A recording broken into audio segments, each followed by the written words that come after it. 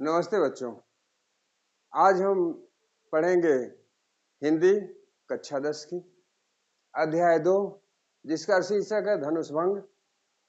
इस शीर्षक में हम पढ़ेंगे कि गोस्वामी तुलसीदास जी ने इस पद में जनकपुर का किस प्रकार से वर्णन किया है, जबकि प्रभु श्री रामचंद्र जी धनुष भंग करने के लिए प्रस्थान करते हैं और उस अवसर पर सीता जी की माता सुनैना जी ने उन्हें देखकर किस प्रकार से दुख का अनुभव किया, क्योंकि प्रभु श्री रामचंद्र जी जिस समय धनुष भंग करने के लिए प्रस्थान किए थे वो उस समय राजकुमार थे।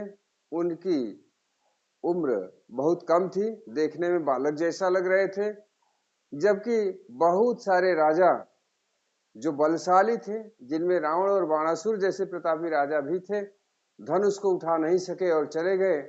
तो इसी सब बात को लेकर के सीता जी की माता सुनैना जी को बड़ा दुख होता है।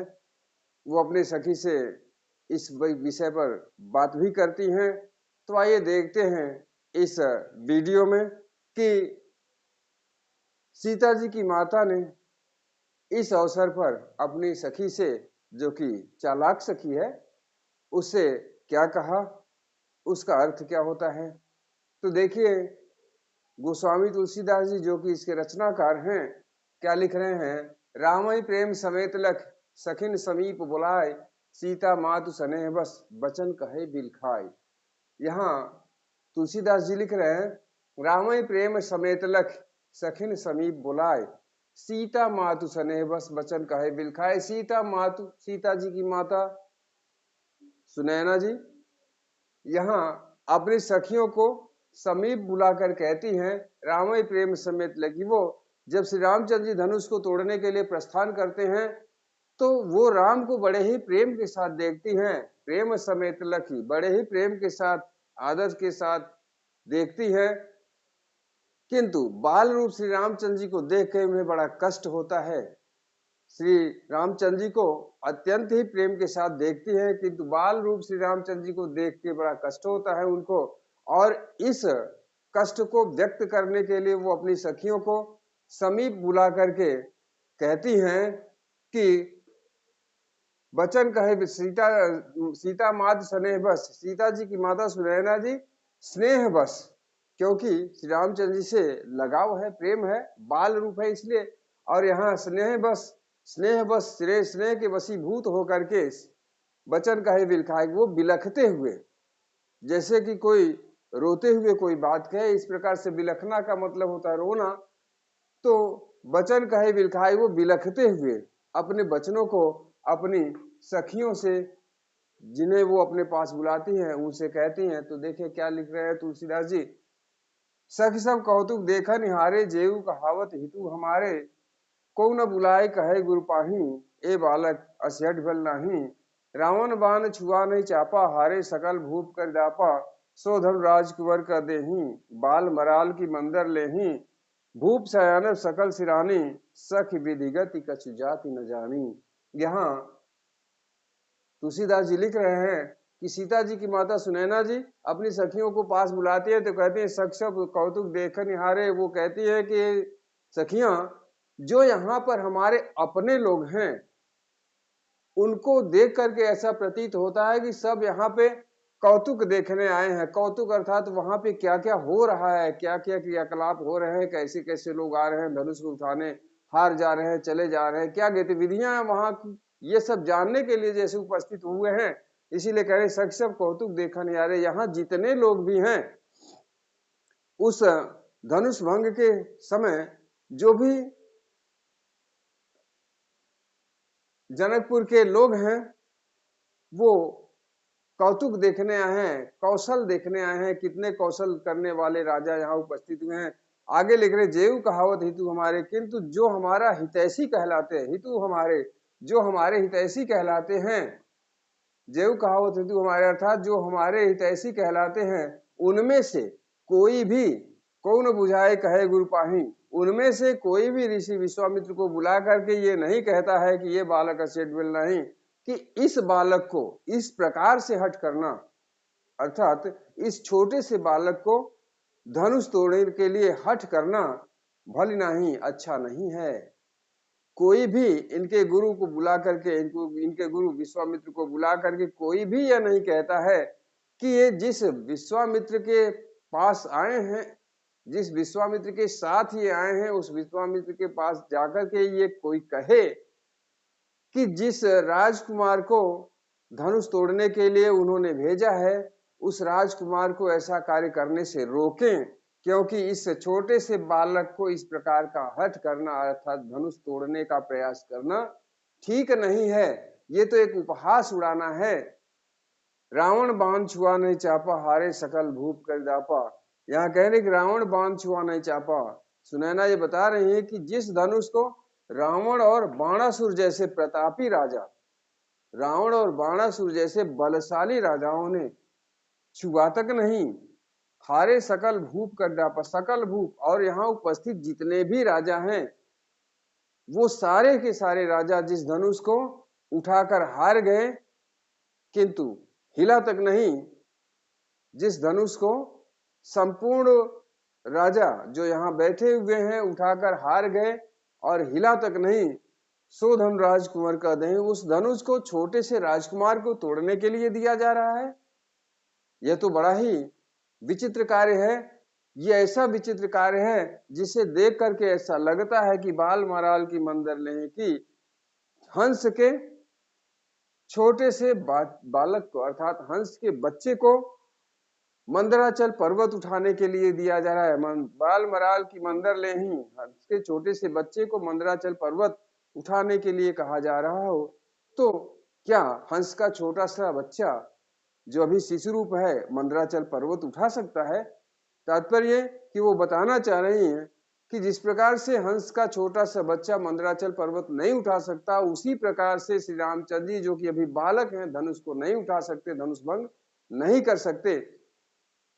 भूप सयानब सकल सिरानी, भूप सयानब सकल सिरानी, वो आगे कहती हैं कि इस कार्य में जो कि धनुष भंग करने का चल रहा है, उसमें ऐसा देखकर ऐसा प्रतीत होता है कि राजा का भी सयानापन, राजा जनक का सयानापन अर्थात चालाकी, सकल सिरानी, सिरानी में ठंडी हो गई, गायब हो गई है, अर्थात राजा जनक का भी बुद्धि कार्य नहीं कर रहा है। इस कार्य को देख करके ऐसा ही लग रहा है। इसके बाद जब उन्होंने ये कहा कि इस समूचे कार्य को देख करके ऐसा प्रतीत हो रहा है कि जैसे राजा जनक की भी बुद्धि ठंडी हो गई, अर्थात उनकी बुद्धि की भी काम नहीं कर रही है, उनकी बुद्धि का जो तेजपन है वो समाप्त हो गया है। इन सब बातों को सुनकर के उनमें से अर्थात सुनैना की सखियों में से कोई एक सखी जो कि चालाक है, वो कहती है सखी विधिगति कछु जात न जानी। वो माता सुनैना से कहती है कि हे सखी विधिगति, हे सखी विधिगति अर्थात विधाता की गति के बारे में कछु जाति न जानी, कुछ भी जाना नहीं जा सकता। ईश्वर क्या चाहता है क्या नहीं चाहता है, वो क्या करा सकता है क्या नहीं करा सकता है, क्या उचित है क्या अनुचित है, ये ईश्वर ही जाने। अर्थात उसके गतियों के बारे में, उसके संबंध में कुछ भी नहीं कहा जा सकता। उसके कहने का तात्पर्य है कि क्या पता जिस धनुष को समूचे लोग नहीं उठा सके उसे राम ही उठा लें। उसके कहने का भाव यही है, क्योंकि वो आगे कहती है कि बोली चतुर सखी मृदुवाणी, तेजवंत लघुगनी नारानी। वो चतुर सखी मृदुवाणी में बोलती है, सुनैना की वो चालाक सखी अपने मृदुवाणी में बहुत ही मीठे वचनों के साथ सुनैना जी से कहती है कि हे रानी, तेजवंत लघुगनी न, तेजवान को लघु नहीं गणना चाहिए, तेजवान को छोटा नहीं समझना चाहिए, क्योंकि जो तेजवान होते हैं उनके लिए कोई भी कार्य असंभव नहीं होता है। तेजवान व्यक्ति हर एक कार्य को संभव बनाकर दिखा सकता है। तेजवंत लघुगनी नारी, इसलिए रानी तेजवान को कभी छोटा नहीं समझना चाहिए। कहा कुंभज का सिंधु अपारा, सोखे सुजत सकल संसारा। क्योंकि कहा कुंभज ऋषि, कुंभज कुंभ से पैदा होने वाले कुंभज अर्थात अगस्त ऋषि जिनका जन्म घड़े से हुआ है। कुंभ का मतलब घड़ा होता है। और वो सखी यही कहती है कि हे रानी, जिस कुंभज ऋषि का जन्म घड़े से हुआ, अर्थात घड़े से उत्पन्न होने वाले कुंभज ऋषि, जिनका नाम अगस्त ऋषि भी है, उन्होंने कहा कुंभज का सिंधु अपार समुद्र के समूचे जल को सोख लिया। सोखे सुजस सकल संसार। उस कुंभज ऋषि ने, जो कि घड़े से उत्पन्न हुए हैं और बहुत ही छोटे आकार के हैं, तो छोटे आकार के कुंभज ऋषि ने समूचे विशाल संसार के समुद्र को, समूचे संसार के समुद्र के जल को सोख लिया। और यह सुजस सुजस सकल संसार और सुजस सकल संसार और समूचे संसार में अपना यश फैलाया। अर्थात समूचे समुद्र के जल को सोख करके जिस कुंभज ऋषि ने समूचे संसार में अपना नाम कमाया, यश फैलाया, वह अगस्त ऋषि भी कुंभ से उत्पन्न हुए थे, घड़े से उत्पन्न हुए थे और बहुत ही छोटे थे। तो छोटे से कुंभज ऋषि जब समूचे जल को पी सकते हैं और रवमंडल लघु देखत लागा, उदित तास त्रिभुवन तम भागा, और रविमंडल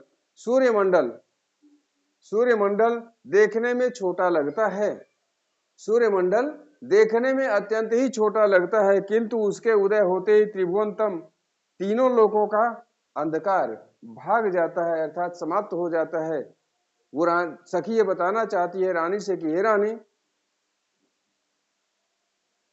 अगस्त ऋषि के द्वारा समूचे संसार के समुद्र के जल को सोख लिया जाता है और ऐसा करके वो तीनों लोकों में सुयश प्राप्त करते हैं।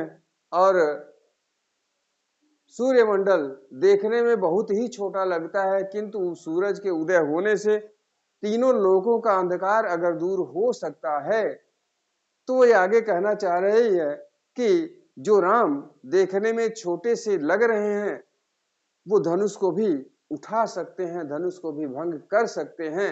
इसलिए हमें कभी भी छोटे को छोटा नहीं समझना चाहिए। तेजवान व्यक्ति जो होते हैं, जो तेजवान होते हैं, उन्हें कभी कम करके नहीं आंकना चाहिए, कम नहीं समझना चाहिए, क्योंकि ऐसा करना उचित नहीं है। कारण कि विधाता क्या चाहता है, ईश्वर क्या चाहता है, ईश्वर की गति क्या होती है, इस बारे में कोई कुछ नहीं कह सकता। तो वो सखी ये बताने का प्रयास करती है रानी से कि रानी, जो कुछ हो रहा है सब विधाता की मर्जी है। इस मर्जी को जिस प्रकार से सब देख रहे हैं यहाँ उपस्थित लोग, उसी प्रकार से हमको भी देखना चाहिए। क्या पता राम ही इस धनुष को उठा लें। तो ये रही इस पद की व्याख्या। आइए हम देखते हैं इसका काव्य सौंदर्य क्या है। तो काव्य सौंदर्य, जैसा कि आप जानते हैं, भाषा अवधि है, क्योंकि जो रामचरितमानस है, संपूर्ण रामचरितमानस अवधि भाषा में लिखा गया है। राम का जन्म अयोध्या में हुआ, इसलिए संपूर्ण रामचरितमानस को संपूर्ण रामचरितमानस को अवधि भाषा में लिखा गया। और इस लिए इस में भाषा जो है वो अवधि हो जाएगी। अवधि शैली, जैसा कि आप जानते हैं, शैली समूचा रामचरितमानस प्रबंध काव्य में है, तो शैली प्रबंधात्मक हो जाएगी। प्रबंधात्मक शैली हो गई प्रबंधात्मक, प्रबंध रचना है ये। और छंद, जैसा कि आपको पता है, ये दोहा छंद है और यहां से पूरा यहां तक चौपाई है, तो ये छंद हो जाएगा दोहा और चौपाई। तो हम छंद लिख लेते हैं, दोहा और चौपाई। रस, रस शांत है, तो रस हम शांत लिख लेते हैं।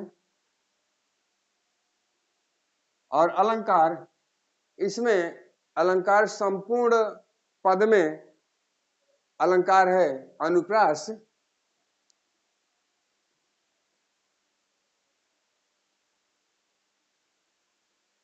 संपूर्ण पद में अनुप्रास अलंकार है। जैसे हेतु हमारे इस प्रकार से बहुत जगह मिल जाएगा। अनुप्रास अलंकार है तो सकल सयानप, भूप सयानप सकल सिरानी अनुप्रास अलंकार है। विधिगति, विधिगति कसी जात न जानी, जात न जानी अनुप्रास अलंकार है। इस प्रकार से हम काव्य सौंदर्य को देखें, किंतु आपसे अनुरोध है, हमारा जब भी वीडियो देखिए, पूरा वीडियो देखिए, आधा अधूरा वीडियो देखने से कोई लाभ नहीं है। हमारे वीडियो को शेयर कीजिए, लाइक कीजिए, कमेंट कीजिए और हमारे चैनल को सब्सक्राइब कीजिए। मिलते हैं जल्द ही किसी दूसरे वीडियो में, तब तक के लिए धन्यवाद।